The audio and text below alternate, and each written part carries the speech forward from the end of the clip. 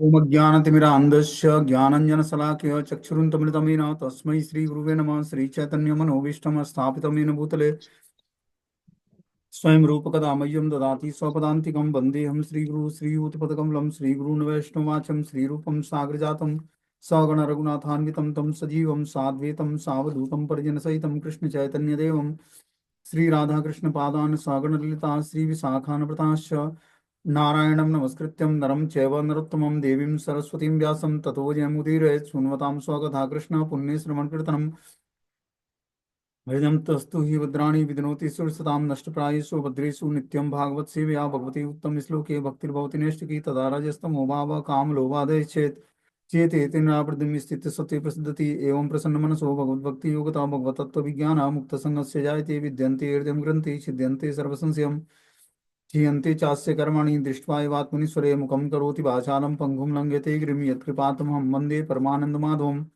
प्रह्लाद नारद पराशरं पुण्डरीक प्रह्लाद नारद पराशरं पुण्डरीकम् हे कृष्ण करुणा सिंधु दीनबंधु जगतपते गोपेश गोपिका कांत राधा कांत नमस्तुते तप्त कांचन गौरांगे श्री राधे वृंदावनेश्वरी वृषभानुसुते देवी प्रणमामि हरिप्रिये वाञ्छाकल्पतरुभ्यश्च कृपा सिन्धुभ्येव च पतितानां पावनेभ्यो वैष्णवेभ्यो नमो नमः। जय श्री कृष्ण चैतन्य प्रभु नित्यानंद श्री अद्वैत गदाधर श्रीवासादि श्री गौर भक्तवृंद हरे कृष्ण कृष्ण कृष्ण हरे हरे हरे राम राम राम हरे हरे। इसमें आज हम लोग को स्कंद संख्या 3 अध्याय संख्या 31 और श्लोक संख्या 38 नंबर पढ़ना है। श्लोक है बलम में पश्य मायायाम स्त्री मैया जैनो दिशाम या करोति पदाक्रांतम भूब्रिज्यम भीण केवलम।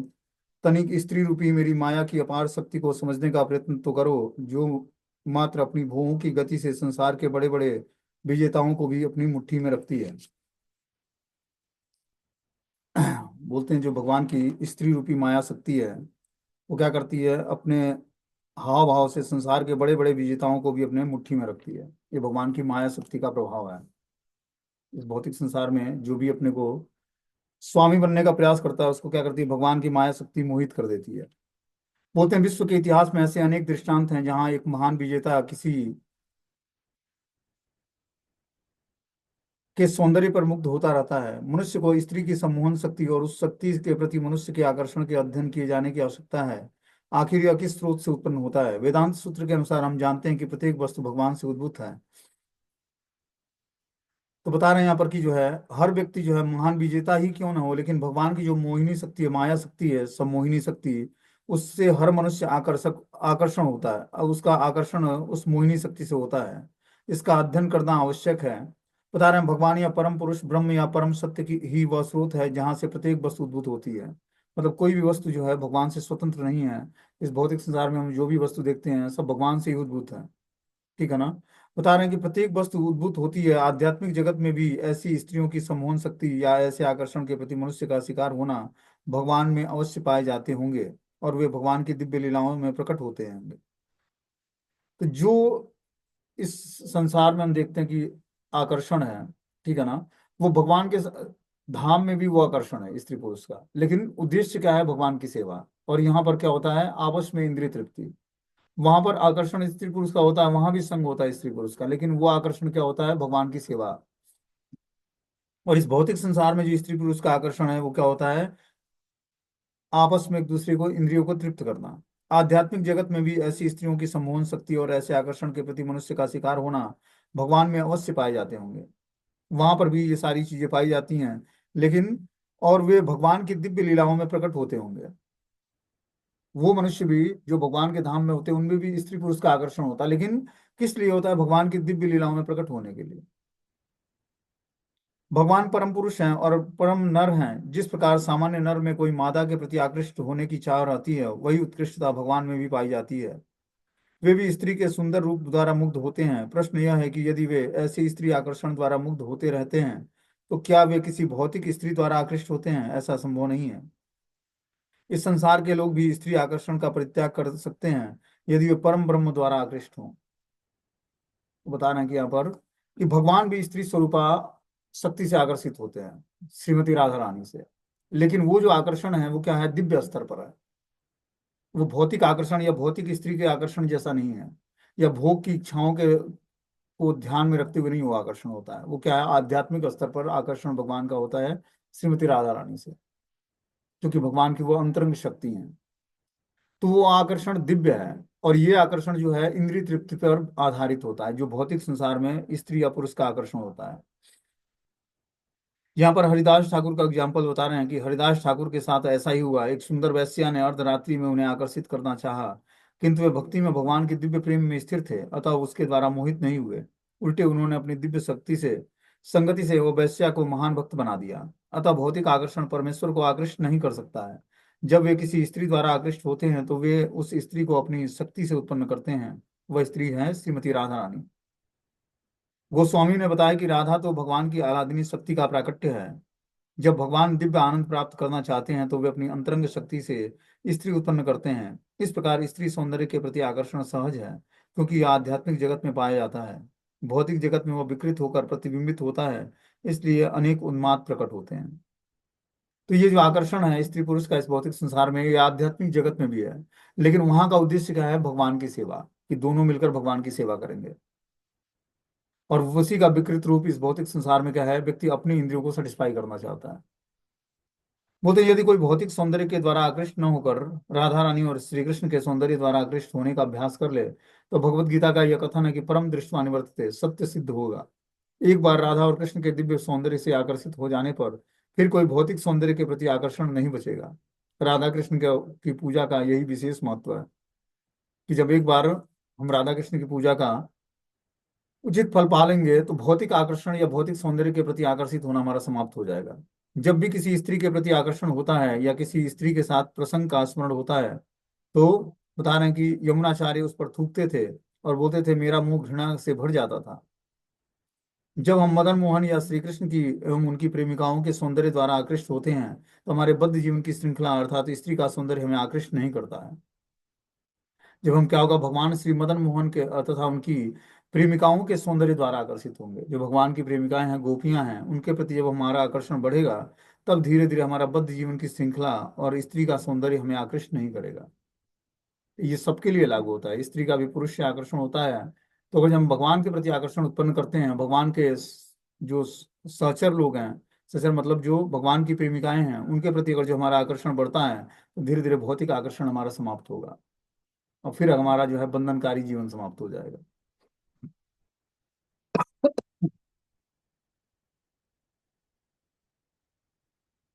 बोलते हैं संग न कुर्यात् प्रमादास्तु जातु योगस्य पारं परमा रुक्षु मत सेवया प्रतिलब्ध्वा मलाभो वदंती या निरय द्वारमस्यम। जो योग की पराकाष्ठा को प्राप्त करना चाहता है और जिसने मेरी सेवा करके आत्म साक्षात्कार कर लिया हो, उसे चाहिए कि वह कभी किसी आकर्षण स्त्री की संगति न करे, क्योंकि शास्त्रों में घोषणा की गई है कि प्रगतिशील के लिए ऐसी स्त्री नरक के द्वार तुल्य है। यहाँ पर बहुत ही ये योग की पराकाष्ठा बता रहे हैं कि जो व्यक्ति कृष्ण भक्ति में पूर्ण सिद्धि प्राप्त कर लिया है या आत्म साक्षात्कार कर लिया है, वह कभी भी भगवान की माया शक्ति से की संगति ना करे। ठीक है ना, क्योंकि शास्त्रों में घोषणा की गई है कि प्रगतिशील व्यक्ति के लिए ऐस, ऐसी संगति नरक के द्वार के तुल्य है। वो फिर अपने प्रगति, जहां तक प्रगति हुआ है वहां से वो नीचे गिर जाएगा। इसलिए यहाँ पर स्त्री संघ को वर्जित बताया गया है या पुरुष संघ को वर्जित बताया गया। जो आत्म साक्षात्कार के प्रति प्रोग्रेस कर लिया, आत्म साक्षात्कार कर लिया है, उसके लिए ये बताया गया कि स्त्री संघ या पुरुष संघ जो है वर्जित है। योग की पराकाष्ठा पूर्ण कृष्ण भक्ति है। इसका समर्थन भगवत गीता में इस प्रकार हुआ है, जो व्यक्ति भक्ति में रहकर सदैव कृष्ण का चिंतन करता है वह समस्त योगियों में सर्वोच्च है। यही नहीं, श्रीमद् भागवतम के प्रथम स्कंद के द्वितीय अध्याय में भी कहा गया है कि जब कोई भगवान की सेवा करके भौतिक कलमश से मुक्त हो जाता है तो वह ईश्वर के विज्ञान तथा तत्व ज्ञान को समझ लेता है। किंतु वर्तमान युग में ऐसे अनेक धूर्त हैं जो यह सलाह देते हैं कि जब जब तक काम इंद्रियां हैं तब तक मनुष्य को जी भरकर भोग करना चाहिए और साथ ही योगी बन सकता है। किसी भी मानक योग पद्धति में ऐसी स्वीकृति नहीं दी गई है। यहाँ स्पष्ट कहा गया कि जो है ऐसी संगति नरक का द्वार है। वैदिक सभ्यता में ऐसी संगति बहुत ही सीमित बताई गई है। चार आश्रमों में से तीन आश्रम ब्रह्मचारी, वानप्रस्थ और सन्यासी में ऐसी संगति को वर्जित किया गया है। केवल गृहस्थों को स्त्री या पुरुष का निकट संपर्क की छूट दी जाती है और यह संबंध अच्छी संतान उत्पन्न करने के लिए सीमित है। किंतु यदि कोई इस भौतिक संसार में बने रहना चाहता है तो उसे ऐसी संगति करनी चाहिए। मतलब ऐसी संगति जो है, स्त्री पुरुष का जो संग है, आकर्षण है, ऐसी संगति से व्यक्ति का जो है बंधनकारी जीवन समाप्त नहीं होता है। ठीक है ना। बता रहे हैं कि जो वानप्रस्थी है, सन्यासी और ब्रह्मचारी है, उसके लिए चारों आश्रमों में से 3 आश्रम के लिए बिल्कुल ही ये संग वर्जित है। गृहस्थों को स्त्री के निकट संपर्क की छूट दी जाती है, वो भी किस लिए कि संबंध अच्छी संतान उत्पन्न करने के लिए सीमित होनी चाहिए, न कि इंद्रिय तृप्ति के लिए। आगे बता रहे हैं कि योपयाति सनेमाया योसी द्वे विनिर्मुता तामी क्षेतात्मनो मृत्यु तृणे कूपमिवावृतम। भगवान द्वारा उत्पन्न स्त्री माया स्वरूपा है, और जो ऐसी माया की सेवा स्वीकार करके उसकी संगति करता है, उसे यह भली भांति समझ लेना चाहिए कि यह घास से ढके हुए अंधे कुएं के समान उसकी मृत्यु का मार्ग है। क्या बता रहे हैं यहाँ पर कि जो भी व्यक्ति अपोजिट सेक्स के प्रति जिसका आकर्षण है, स्त्री का पुरुष के प्रति और पुरुष का स्त्री के प्रति, ये माया स्वरूप है। ऐसी माया की सेवा स्वीकार करके उसकी संगति करता है, तो भली भांति समझ लेना चाहिए कि वो घास से ढके हुए अंधे कुएं में के समान मृत्यु उसकी मार्ग में प्रतीक्षा कर रही है। जैसे मान लो घास से ढका हुआ अंधा कुआं होता है, तो व्यक्ति वो चलता जाता है सीधा, उसको लगता है कि प्लेन रोड है, लेकिन क्या होता है, अंधे कुएं में गिर जाता है।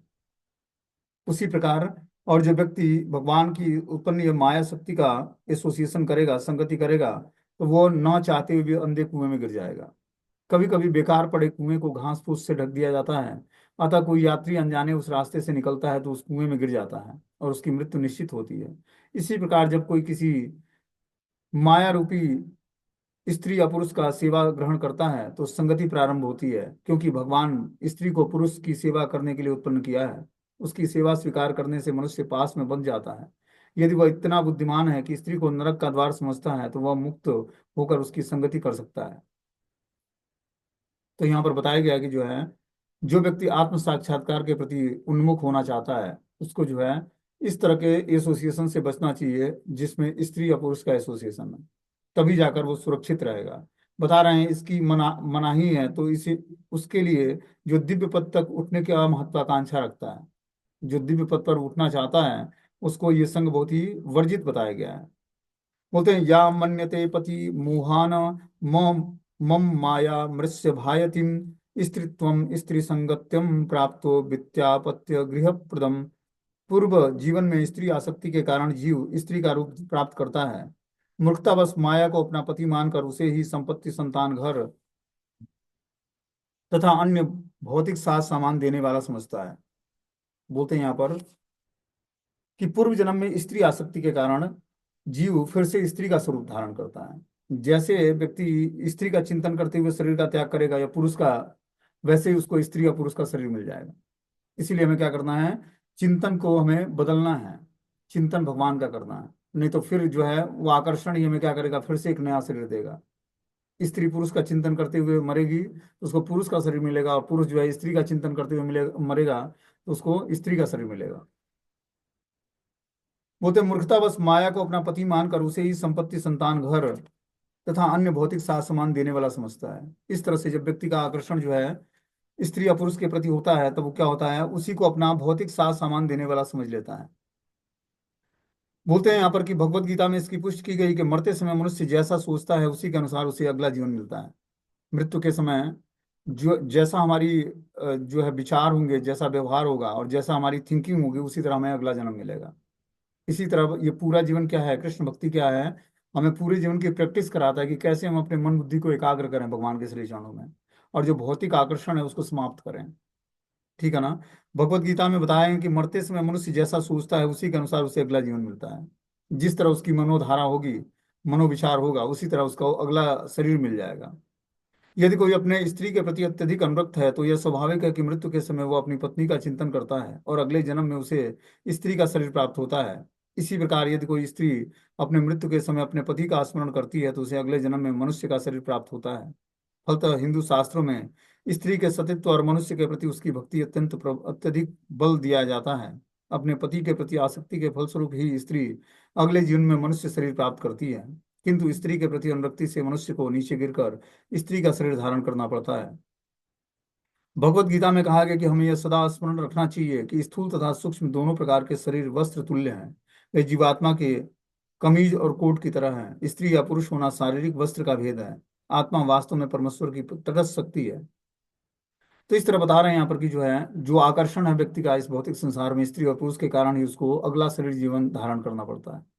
ये आकर्षण समाप्त करके और भगवान के प्रति आकर्षण उत्पन्न करना है। वो कैसे होगा? जब हम बार बार मन बुद्धि को भगवान के श्री चरणों में लगाने का प्रयास करेंगे, एकाग्रता। देखो, पूरे हमने जो भगवत गीता के 700 श्लोक बताए हमने, ठीक है ना, पढ़ाए, उसमें एक ही बात बताई गई कि मन बुद्धि को एकाग्र करके भगवान के श्री चरणों में लगाना कैसे है। यही कला हमें सीखनी है भक्ति करके। भक्ति और कुछ नहीं है। भक्ति क्या है? बार बार जो है मन को क्या करना है? भगवान के नाम रूप गुण लीला धाम में स्थिर करना है, मन को, बुद्धि को और इंद्रियों को। ये कला जब हम सीख लेंगे तो धीरे धीरे हमारी जो है मन बुद्धि और इंद्रियां पवित्र होने से आत्मा का वास्तविक स्वरूप कि हम भगवान के नित्य दास हैं, ये हमारा स्वभाव प्रकट होगा और हम भगवान की दासता स्वीकार करेंगे। जब तक जीवात्मा भगवान की दासता स्वीकार नहीं करेगा तब तक वो माया का दास बना रहेगा, ठीक है ना। और माया की दासता स्वीकार करके व्यक्ति जो है और बद्ध अवस्था में चला जाता है। माया दास, सदा उदास और कृष्ण दास बिंदास। और जब बिंदास बनना है तो हमें क्या करना पड़ेगा? कृष्ण का दास बनना पड़ेगा। माया की दास्ता छोड़नी पड़ेगी। माया क्या है? माया मतलब इग्नोरेंस, अज्ञानता। तो जब हम अज्ञानता से ऊपर उठते हैं तब हम जाकर भगवान की भक्ति को जान पाते हैं। अज्ञानता मतलब तमोगुण। रजोगुण और तमोगुण मिलकर हमारे अंदर अज्ञान उत्पन्न करते हैं। काम, क्रोध, लोभ, मद, मात्सर्य, ईर्ष्या ये प्रकट करते हैं। तो हमें पहले धीरे धीरे सतोगुण की वृत्ति धारण करनी है। सतोगुण की वृत्ति कैसे आती है? जब हम सुबह उठकर स्नान करके भगवान का नाम जप करेंगे तो धीरे धीरे हमारी चेतना सात्विक होगी। और सात्विक चेतना से हम धीरे धीरे शास्त्रों को सुनना समझना शुरू करेंगे। हमारी अगर जो चेतना रजोगुण और तमोगुण में फंसी रहेगी तो हमें शास्त्र की बातें समझ नहीं आएंगी, अच्छा नहीं लगेगा सुनने में। और जब तक हम शास्त्रों की बातों को सुनेंगे नहीं, जीवन में धारण नहीं करेंगे, तब तक अपने पाप कर्मों से छूट नहीं पाएंगे। समझ रहे बात को? क्योंकि देखो, नाम जप में सिद्धि तभी प्राप्त होगी जब आप अपने पाप कर्मों से छूटोगे। नहीं तो नाम जप क्या करेगा? आपके पाप कर्मों को बस न्यूट्रलाइज करता रहेगा, समाप्त करता रहेगा। इसीलिए ज्ञान आवश्यक है, इसलिए शास्त्र लिखे गए हैं। शास्त्रों को जब व्यक्ति पढ़ता नहीं पढ़ता है तो सुनता है, क्योंकि पढ़कर समझना तो बहुत ही सतुगुण चाहिए। माला जपना आसान है, लेकिन 1 घंटा बैठ कर शास्त्र पढ़ना हो बहुत मुश्किल है। क्योंकि उसके लिए बहुत ही सतुगुण चाहिए, बहुत ही एग्जॉर्बेशन चाहिए कि उस बुक्स में एग्जॉर्ब हो जाए, वो अपने मन बुद्धि को एकाग्र कर ले कि बाहरी भान न रहे कि बाहर क्या चल रहा है। तो क्या है कि शास्त्रों को पढ़ना चाहिए हमें, ठीक है ना। और क्या करना चाहिए? नहीं समझ में आता है तो सुनना चाहिए।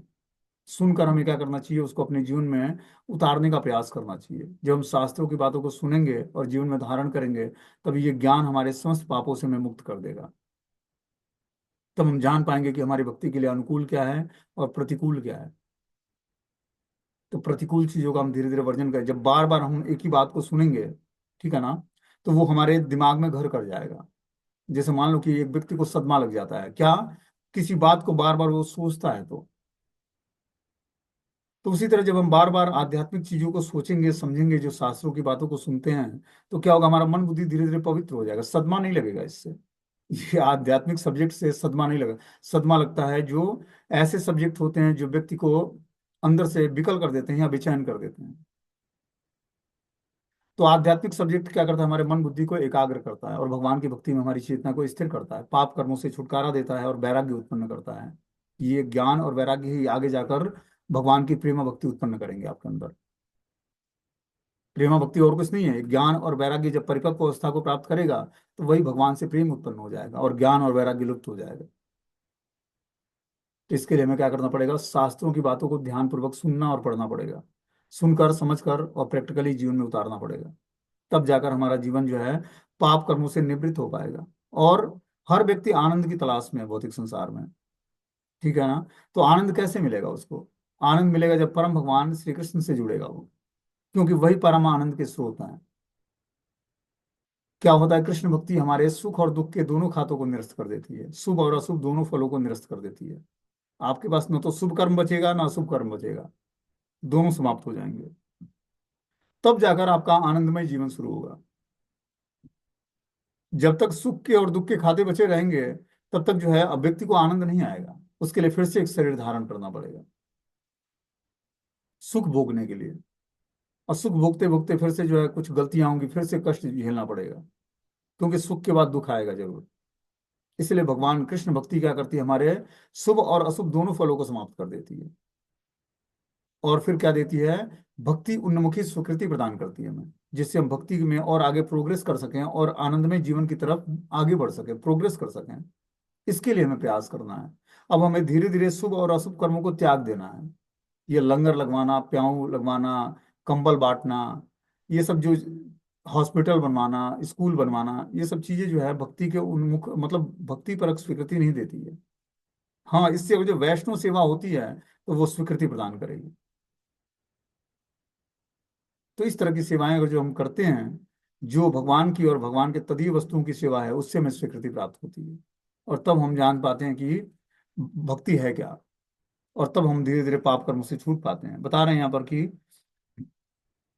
तो आत्मनो विजितानिय पत्य पत्य गृहात्मकम देवोपासादितम मृत्यु मृग्यो गायन गायन यथा। अतएव स्त्री को अपने पति, घर बार तथा अपने बच्चों को उसकी मृत्यु के समय भगवान की बहिरंगा शक्ति की व्यवस्था के रूप में मानना चाहिए। ठीक उसी तरह जैसे शिकारी की मधुर तान हिरण के लिए मृत्यु होती है।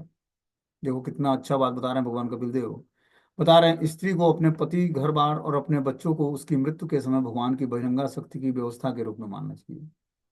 ये किसको बता रहे हैं कपिल देव, भगवान अपनी माता देवहूति को। जब उनके पति संन्यास ले लेते हैं, ठीक है ना, तो भगवान कपिल देव उनके बच्चे होते हैं, करदम मुनि और देवहूति माता के।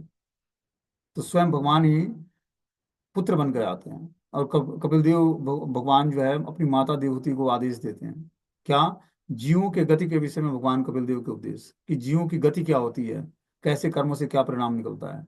बोलते हैं स्त्री को अपने पति, घर बार और अपने बच्चों को उसकी मृत्यु के समय भगवान की बहिरंगा शक्ति की व्यवस्था के रूप में मानना चाहिए। क्या होता है, हम जिस वस्तु व्यक्ति स्थान की सेवा करते हैं उसी से आसक्त हो जाते हैं, परिवार के सदस्यों से। ठीक है ना। ऐसे जन्म जन्मांतर से व्यक्ति करता आया है। ये आकर्षण जो है सेवा का, ये इसीलिए है क्योंकि हम जन्म जन्मांतर से हम लोग फंसते आए हैं इसी कार्यों में। जैसा आकर्षण, वैसा ही हम लोग की जो है शरीर की स्थिति प्राप्त हो जाती है, शरीर प्राप्त हो जाता है। इसी आकर्षण को समाप्त करने के लिए हमें भगवान से आकर्षण उत्पन्न करना पड़ेगा, जैसे गोपियों ने किया। गोपियों की भक्ति भगवान चैतन्य महाप्रभु ने सर्वोत्कृष्ट भक्ति बताई है। क्यों बताई है, गोपियां अपने परिवार में रहते रहते भगवान से आकर्षण उनका उत्पन्न हो गया। पति पत्नी, गाय, जो है घर में जितने भी जंतु जानवर थे, बच्चे थे, माता पिता थे, सास ससुर, सबकी सेवा करते हुए आकर्षण उनका कृष्ण से था। चिंतन कृष्ण का होता कि शाम को रास नृत्य में भगवान कृष्ण से मिलने जाना है। और फिर जो है रात्रि में भगवान नृत्य करते उन गोपियों के साथ, और फिर जो है सुबह होते ही सब अपने नित्य सेवा में लग जाती। तो इसी तरह हमें चिंतन भगवान का करना पड़ेगा पारिवारिक जीवन में रहते हुए। जो हम बीवी बच्चों के साथ या घर परिवार के साथ, स्त्री पति पत्नी, घर बार और बच्चों के साथ रहते हैं, तो मृत्यु के समय इन्हीं का चिंतन होगा। ठीक है ना। वही बता रहे हैं कि मृत्यु के समय के लिए भगवान की वरंगा शक्ति की व्यवस्था के रूप में मानना चाहिए इसको, जो भी हमें परिवार के सदस्य मिले हैं। जब तक हम इसको भगवान की व्यवस्था के रूप में नहीं मानेंगे, तो ये उसी प्रकार है जिस तरह शिकारी मधुर तान सुनकर हिरण की मृत्यु होती है। शिकारी की मधुर तान जब सुनता है हिरण, तो हिरण जो है भागना शुरू करता है उस ध्वनि को सुनने के लिए, कि कहाँ से ये ध्वनि आती आ रही है। और फिर जो है शिकारी क्या करता है, जाल बिछाता है और जाल में फंस जाता है हिरण, और हिरण को पकड़ लेता है। तो ये भगवान ने हमें माया जो है माया ने क्या किया, भगवान की बहिरंगा शक्ति ने हमें टिक दिया है, पति, घर बार, बच्चे और स्त्री। ये सारी चीजें जो हैं पारिवारिक जीवन में क्या है, हमारे भक्ति के लिए अवरोध है। अब इससे निकलेंगे कैसे, रहना इन्हीं के बीच में है। तो मन बुद्धि को भगवान में एकाग्र करना पड़ेगा। वो कैसे होगा, जब हम एज ए ड्यूटी सबकी सेवा करेंगे, क्योंकि आपके कर्म जुड़े हैं उस व्यक्ति से। कर्मों के अनुसार सबकी सेवा करनी है तीव्रता से, और साथ में भगवान का भजन करना है पंक्चुअलिटी और प्योरिटी के साथ। तब जाकर आप उस पारिवारिक जीवन से निवृत्त हो पाओगे। नहीं तो फिर से उन्हीं का चिंतन, फिर से उसी परिवार में आना है। इसीलिए भगवान कपिल देव ने अपनी माता को ये दिव्य ज्ञान दिया कि कैसे व्यक्ति पारिवारिक जीवन से निवृत्त हो पाएगा। ये जितना भी श्रीमद् भागवतम और भगवत गीता का ज्ञान है, ये गृहस्थ आश्रम में रहने वाले भक्तों को के लिए है। वैरागियों के लिए नहीं है। वैरागी तो आराम से पेड़ के नीचे रह जाएगा, कहीं कुछ मांग के खा लेगा। लेकिन उनका, उनकी स्थिति, उनकी गति क्या होगी, जो पारिवारिक जीवन में फंसे पड़े हैं, उनको कैसे निकलना होगा। उसके लिए भगवान ने इतने सारे ज्ञान प्रदान किए हैं अर्जुन को भगवत गीता के माध्यम से। बोलते हैं कपिल देव द्वारा दिए गए इन उपदेशों को में यह बताया गया है कि न केवल स्त्री ही नरक का द्वार है, अपितु पुरुष भी स्त्री के लिए नरक का द्वार है। प्रश्न आसक्ति का है। मनुष्य स्त्री का सेवा, उसके सौंदर्य और अन्य बातों से आसक्त होता है। इसी प्रकार स्त्री पुरुष के प्रति इसलिए आसक्त होती है क्योंकि वह उसे रहने के लिए स्थान, पहनने के लिए कपड़े, आभूषण और संतान देता है। यह तो एक दूसरे के प्रति आसक्ति का प्रश्न है। जब तक इनमें से कोई भी ऐसे भौतिक सुखों के लिए अनुरक्त रहेगा, तब तक पुरुष स्त्री के लिए और स्त्री पुरुष के लिए घातक है। आप देखते हो, मृत्यु होती है किसी के घर में, तो व्यक्ति क्यों रोता है कि अब हमारी परवरिश कौन करेगा। इसलिए नहीं रोता कि वो चले गए, इसलिए रोता है कि वो थे तो मेरा सुरक्षा होता था, मेरा मेरा भरण पोषण होता था, मेरी परवरिश होती थी, इसलिए रोती है या इसलिए रोता है।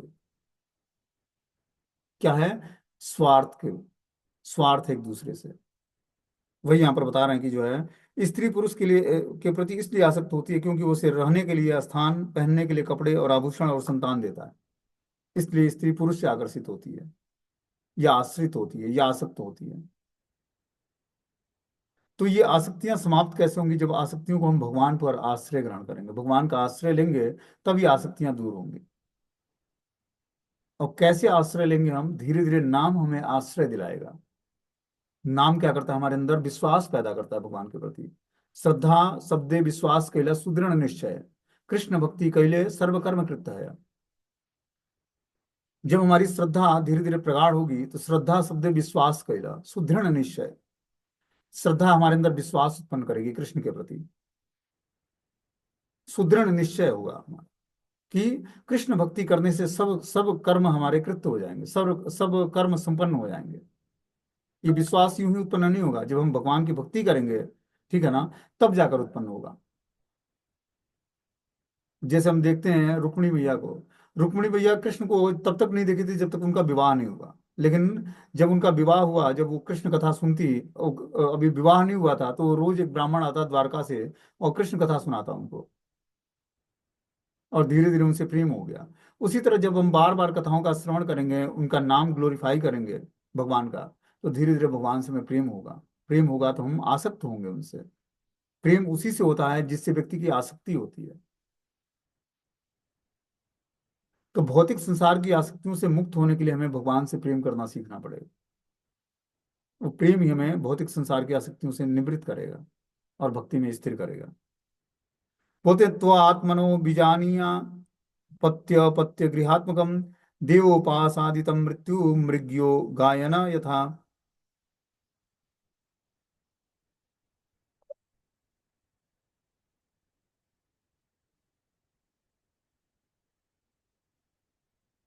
आगे बता रहे हैं कि देहेन जीव भूतेन लोकालोक मनुब्रजम भूजानम एवं कर्माणि करोत्य विरतम पुमान। विशेष प्रकार का शरीर होने के कारण भौतिकतावादी जीव अपने कर्मों के अनुसार एक लोक से दूसरे लोक में भटकता रहता है। इसी प्रकार वह अपने आप को सकाम कर्मों में लगा देता है और निरंतर फल का भोग करता है। क्या बता रहे हैं यहाँ पर कि विशेष प्रकार का शरीर होने के कारण भौतिकतावादी जीव अपने कर्मों के अनुसार एक लोक से दूसरे लोक में भटकता रहता है। व्यक्ति का भटकाव उसके कर्मों के अनुसार होता है, ठीक है ना। और जब हम अपने कर्मों को रेगुलेट कर लेते हैं, भगवान की दिव्य सेवा में लगा देते हैं, तो हमारा भटकाव बंद हो जाएगा। भटकाव मतलब जन्म मृत्यु की श्रृंखला जो है वो बंद हो जाएगी। इसी प्रकार वो अपने आप को सकाम कर्मों में लगा लेता है और निरंतर फल का भोग करता है। सकाम कर्म उसको क्या करते हैं? फिर से बांध देते हैं भौतिक संसार में। इसीलिए हमें धीरे धीरे निष्काम कर्म योग का पालन करना है। निष्काम मतलब सारे कर्म करने हैं, लेकिन भगवान की सेवा के लिए, भगवान की प्रसन्नता के लिए। ये कैसे होगा? जब हमारी कॉन्सियसनेस भगवान में लगी रहेगी। कॉन्सियसनेस भगवान में कैसे लगी रहेगी? जब हम बार बार मंत्र मेडिटेशन ध्यान पूर्वक करेंगे तो। क्योंकि 99% भक्ति हमारी जपा पर डिपेंड करती है, कि हमारा जपा कैसा हो रहा है, उसी पर हमारी भक्ति डिपेंडेबल है। और जो अच्छे तरीके से हम जाप करेंगे, तो धीरे धीरे हमारे अंदर जो भी अनर्थ है, काम क्रोध लोभ मद मात्सर्य के, सब रेगुलेट हो जाएंगे, पवित्र हो जाएंगे। बोलते हैं देहेन जीव भूतेन लोकालोक मनुब्रजम भूजानम एवं कर्माणि कृत्य व्रतम पुमान। विशेष प्रकार का शरीर होने के कारण भौतिकतावादी जीव अपने कर्मों के अनुसार एक लोक से दूसरे लोक में भटकता रहता है। इसी प्रकार वो अपने आप को सकाम कर्मों में लगा लेता है और निरंतर फल का भोग करता है। जब जीव शरीर के भीतर बंदी रहता है तो वह जीव भूत कहलाता है, और जब वो शरीर से मुक्त हो जाता है तो ब्रह्म भूत कहलाता है। ठीक है ना। जब तक जीवात्मा शरीर के अंदर रहता है तो वो जीव भूत कहलाता है। मतलब आत्मा जब तक शरीर के अंदर है तो तक वो जीव आत्मा कहलाता है या जीव भूत कहलाता है। लेकिन वही शरीर से मुक्त हो जाने पर वो ब्रह्म भूत कहलाता है। एक जन्म के बाद दूसरे जन्म में शरीर बदलता हुआ जीव न केवल विभिन्न योनियों में घुसता है अपितु एक लोक से दूसरे लोकों में भी जाता रहता है। भगवान चैतन्य महाप्रभु ने कहा है कि सकाम कर्मों से बचकर जीवात्मा सारे ब्रह्मांड में भटकती रहती है। यदि सौभाग्यवश या किसी पुण्य कर्म के कारण उसे प्रमाणिक गुरु के संपर्क में आता है तो वो कृष्ण की कृपा से उन्हें भक्ति का बीज प्राप्त होता है। ब्रह्मांड भ्रमिते कौन भाग्यवान जीव, गुरु कृष्ण प्रसादे पाए भक्ति लता बीज। ये चैतन्य महाप्रभु ने चैतन्य चेतामृत में बोला है कि ब्रह्मांड में कौन ऐसा भाग्यवान जीव है जो भटकते भटकते गुरु और कृष्ण की कृपा को प्राप्त कर लिया, कृष्ण से, और भक्ति लता बीज को प्राप्त कर लिया गुरु के माध्यम से। ये बहुत ही, जिसका अखंड सौभाग्य जगता है उसी को ऐसा मिलता है। यदि कोई जीव इस बीज को पाकर उसे अपने हृदय में बोता है और श्रवण और कीर्तन रूपी जल से इसे सींचता है तो बीज उगकर एक वृक्ष का रूप धारण कर लेती है। उसमें जो फूल या फल लगते हैं उसे जीव इसी जगत में भी भोग सकता है। यह ब्रह्मभूत अवस्था कहलाती है।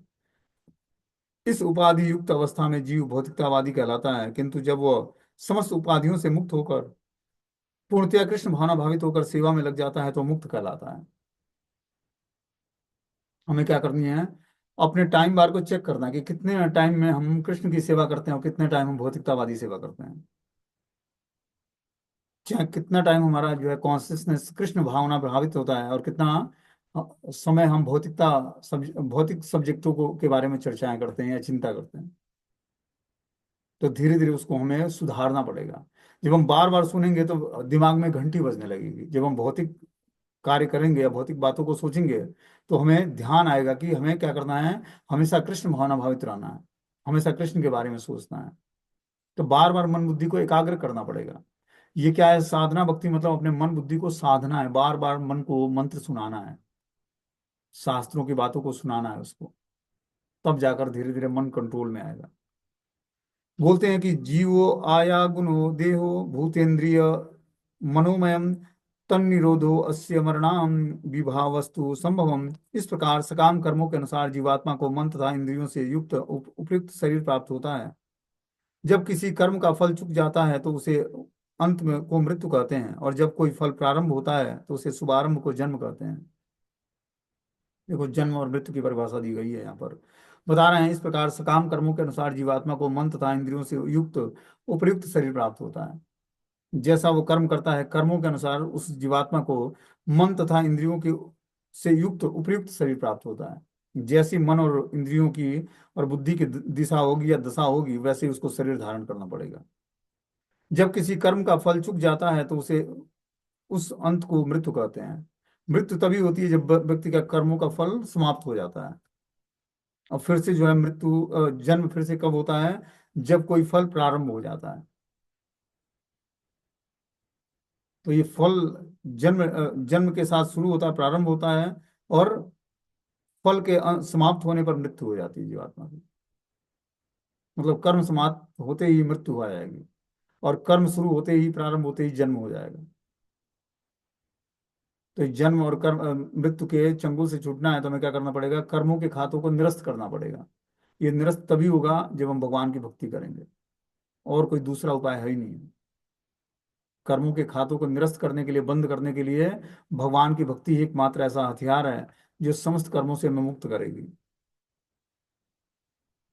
बोलते हैं अनंत काल से जीव विभिन्न योनियों में तथा लोकों में निरंतर घूमता रहता है। भगवत गीता में इस प्रक्रम की व्याख्या की गई है कि ब्राह्मण्य सर्वभूतानि यंत्रारूढ़ानि माया, माया के वश में होकर प्रत्येक व्यक्ति माया द्वारा प्रदत्त शरीर के रथ पर चढ़कर ब्रह्मांड भर में घूमता रहता है। जीवात्मा को क्या करता है, कर्म उसके एक नए शरीर में डाल देता है। यंत्रारूढ़ानि माया, माया के वश में होकर प्रत्येक व्यक्ति माया द्वारा प्रदत्त शरीर के रथ पर चढ़कर ब्रह्मांड भर में घूमता है। ये माया के द्वारा हमारे शरीर की रचना होती है पंचभूतों से। इसमें जीवात्मा निवास करता है, इस शरीर रूपी रथ पर चढ़कर ब्रह्मांड भर में घूमता रहता है अलग अलग योनि में। बोलते हैं भौतिकतावादी जीवन में कर्म का फल की श्रृंखला रहती है। यह कर्म तथा फल की एक लंबी रील है, एक जीवन अवधि, एक दमन के तुल्य है। जब बच्चा जन्म लेता है तो समझना चाहिए कि उसका शरीर सर्वथा नवीन कार्यकलापों का शुभारंभ है। जब वृद्ध पुरुष मरता है तो समझना चाहिए कि कर्म फलों का अंत हो गया है। कर्म फल जब होते हैं तो शरीर मिलता है, नवीन शरीर मिलता है और कार्यकलाप प्रारंभ होते हैं। जब वृद्ध पुरुष जब शरीर छोड़ता है तो उसके कर्म फल समाप्त हो जाते हैं, इसलिए उसको शरीर त्यागना पड़ता है।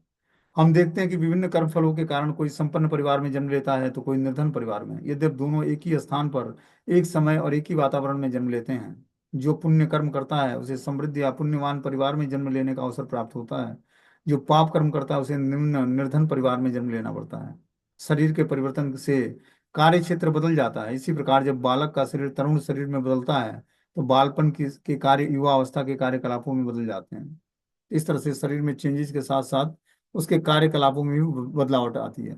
पहले वो बाल्यावस्था में था तो उसके कार्यकलाप कुछ और थे, युवा अवस्था में गया तो उसके कार्यकलाप कुछ बदल गए उसके, धीरे धीरे। आगे बता रहे हैं कि जब दृष्टि तंत्रिका के प्रभावित होने से आंखें रंग या रूप को देखने की शक्ति खो देती हैं तो चक्षु इंद्रियां मृत प्राय हो जाती हैं। जब आंख तथा दृष्टि का दृष्टा जीव अपनी देखने की शक्ति खो देता है, इसी प्रकार जब भौतिक शरीर जो वस्तुओं की अनुभूति का स्थल है अनुभव करना बंद कर देता है तो यह योग्यताएं को मृत्यु कहते हैं। जब मनुष्य शरीर को स्व मान लेता है तो इसे जन्म कहते हैं।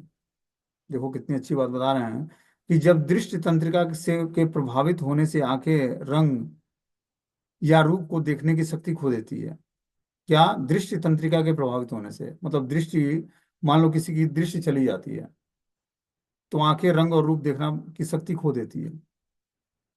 जो चक्षु इंद्रियां अमृत प्राय हो जाती हैं, मतलब उसके चक्षु के जो शक्तियां थी वो समाप्त हो गई, या प्रभाव जो था वो समाप्त हो गया, तो वो मृत प्राय हो जाती हैं।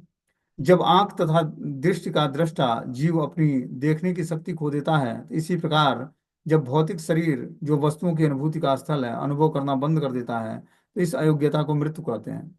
मृत्यु का मतलब हो गया कि भौतिक शरीर वस्तुओं की अनुभूति करना बंद कर देता है।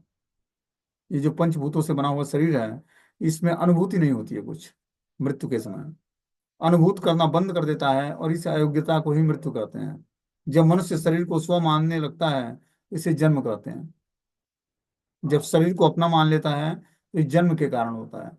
बोलते हैं जब कोई कहता है कि मैं देखता हूं तो इसका अर्थ है कि वह अपनी आंखों से अथवा अपने चश्मे से देखता है।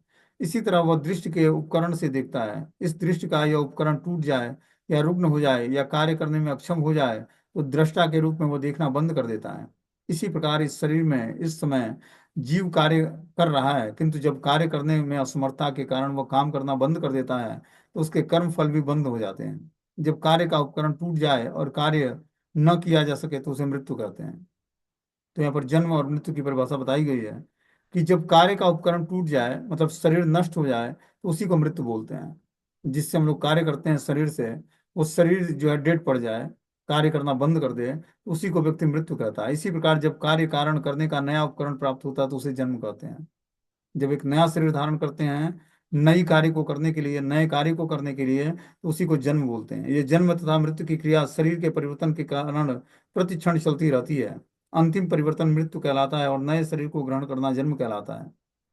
जन्म तथा मृत्यु समस्या का यही हल है। वास्तव में जीव का न तो जन्म होता है न मृत्यु, वह तो शाश्वत है। जीवात्मा का न तो जन्म होता है न मृत्यु होती है, जीवात्मा शाश्वत है। ठीक है ना? तो आत्मा का कोई मृत्यु और जन्म नहीं है। शरीर जन्म लेता है और मृत्यु को प्राप्त करता है। यहाँ बता रहे हैं कि अतः मनुष्य को न तो मृत्यु को भयभीत होकर देखना चाहिए, न शरीर को आत्मा मानना चाहिए, न ही जीवन की आवश्यकताओं को शरीर शारीरिक भोग को बढ़ा चढ़ाकर समझना चाहिए। जीव का असली प्रकृति को समझते हुए मनुष्य को आसक्ति से रहित तथा उद्देश्य में दृढ़ होकर संसार में विचरण करना चाहिए। कि उसका आसक्ति से रहित होकर उद्देश्य में दृढ़ होना चाहिए। उद्देश्य क्या है? भगवान की भक्ति, और आसक्तियों से रहित होना चाहिए। इस तरह से जब जीवात्मा करेगा तब जाकर वो धीरे धीरे संसार में विचरण करते हुए भी किसी वस्तु व्यक्ति स्थान से आकर्षित नहीं होगा। ठीक है ना? हरे कृष्णा। अभी मीटिंग क्लोज हो जाएगा। नेक्स्ट